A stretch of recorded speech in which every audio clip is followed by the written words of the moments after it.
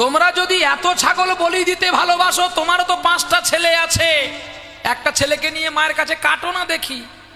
দাতা কর্ণ যেমন করে কেটেছিল, রাজা ইন্দ্রদম্ভু যেমন 18টা ছেলেকে কেটেছিল। অসভ্যতা সমাজকে নষ্ট করছেন আমাদের মতো কিছু কতিপয় মানুষ, যেটা ব্রাহ্মণ আর বৈষ্ণব। আমাদের নবদ্বীপে যাবেন, সেখানেও ছাগল বলি হয়, কিন্তু ছাগল বলিতে রক্ত বের হয় না, ছাগলটা মরে যায় না, উৎসর্গ বলি হয়। রাধে রাধে। কালী যদি পরম বৈষ্ণবী হয়, তার স্বামী যদি শিব ঠাকুর হয়, তাহলে শিব যখন শ্মশানে সাধনা করতে গিয়েছিল, কালী কি ছাগল মেরে খেয়েছিল? বৈষ্ণবের স্ত্রী বৈষ্ণবী হয়, হওয়া উচিত বলে।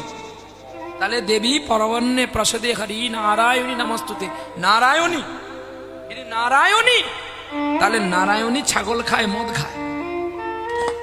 তোমরা বলবে, ব্রাহ্মণ সমাজ বলবে যে বাবা লেখা তো আছে 6টা বলির কথা, হ্যাঁ 6টা ছাগের কথা বলা আছে, কিন্তু কোন ছাগল?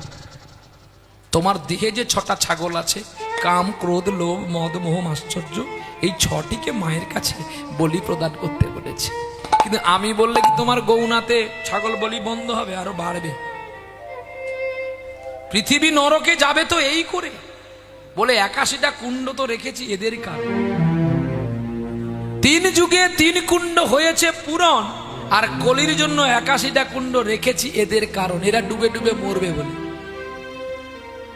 হ্যাঁ, আবার কালী মায়ের নাকি প্রসাদ, প্রসাদ কাকে বলে এই জ্ঞানটা তো এখনো হয়নি। জ্ঞান করুন, তারপরেই না হয় প্রসাদে খাবেন আর কীর্তন শুনবেন। আগে মা বাবাকে জিজ্ঞাসা করুন, মা প্রসাদ কাকে বলে গো? প্রযুক্ত স্বাদ। প্রসাদ কাকে বলে জানেন? যার উপরে তুলসী পত্র পড়ে, আর যেটা বেলপত্র পড়ে সেটা নির্মাল্য। রূপং দেহি ধনং দেহি যশ দেহি দিশজয়ী, কিন্তু পারাপার দেহি শুধু হরি ছাড়া কেউ নেই। গুরু হলো মিডিয়া। এই দেহটাকে একজনের সঙ্গে যোগাযোগ করার নাম হচ্ছে ঘটক ঠাকুর। দেহটা দীক্ষা দেওয়ার পরে এই দেহটা কৃষ্ণের হয়ে যায়, আর রক্ষণাবেক্ষণার দায়িত্ব থাকে গুরুর উপরে। তাহলে গুরু যদি আমাকে দীক্ষা দিল, সৎ উপদেশ দিল, আমি সৎ দীক্ষা নেওয়ার পরে, উপনয়নের পরে আমি কেন বেদান্ত ব্রাহ্মণ হয়ে আমি কেন সিদ্ধান্তটা ভুল দেব যে ছাগল মারো? যখন আমার উপনয়ন হয়নি, যখন আমার জ্ঞান হয়নি, তখন আমি বলতে পারতাম ভুল সিদ্ধান্ত। এইরূপ নির্ধারিত করুন, নিয়ন্ত্রণে আনুন, এগুলো কমান, এগুলো অপসিদ্ধান্ত। রক্তেতে কখনো দেবদেবী খুশি হয় না, দেবদেবী খুশি হয় চোখের জলে।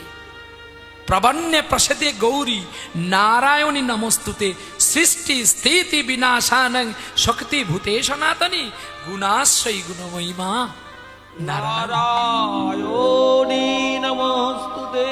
যিনি স্বয়ং নারায়ণী, তিনি ছাগল মাংস খায়। আপনারা পারেন এটাকে বন্ধ করে শুদ্ধ পথে আনতে, এই দায়িত্ব আপনাদের। এই অপসিদ্ধান্ত যাবেন না। কত জীব হত্যা হচ্ছে, কত পাপ হচ্ছে, পৃথিবী ধ্বংস হয়ে যাবে। যত গাড়ি ঘোড়া বাড়বে, পলিউশন বাড়বে, তাতে পৃথিবীর পরমায়ু কমবে। ঠিক যেমনি যত হত্যা হবে, রক্তক্ষরণ হবে, তত পৃথিবী ধ্বংসের পথে যাবে। চলো, তাই দুঃখী চললেন কোথায় গো? দুঃখী চললেন সেই পুরী ধামের পথে। প্রথমে চললেন কোথায়?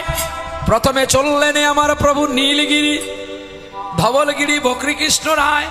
সেই ধাম থেকে দর্শন করে চললেন প্রভু পুরী ধামে।